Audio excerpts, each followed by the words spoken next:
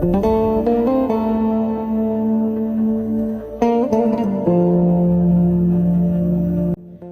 حدیث سے ہمیں یہ پیغام ملتا ہے کہ یہ دنیا صرف رہنے کی جگہ نہیں ہے، یہ وہ میدان ہے جہاں ہم اپنے اعمال کے بیج بو رہے ہیں۔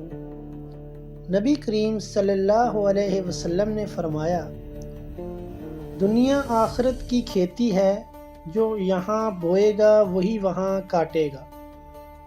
اگر ہم یہاں نیکی، صبر، ایمان اور صدقہ بوئیں گے تو آخرت میں انہی پھولوں کی خوشبو پائیں گے، لیکن اگر ہم نے گناہ، ظلم اور غفلت کے بیج بوئے تو وہاں صرف پچھتاوا ہی ہاتھ آئے گا۔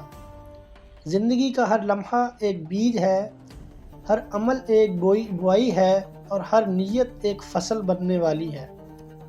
آؤ آج سے یہ ارادہ کریں کہ ہم دنیا میں وہی بوئیں گے جو ہمیں آخرت میں روشنی اور سکون دے، کیونکہ یہاں کے چند سال وہاں کی ہمیشہ کی زندگی کا فیصلہ کریں گے۔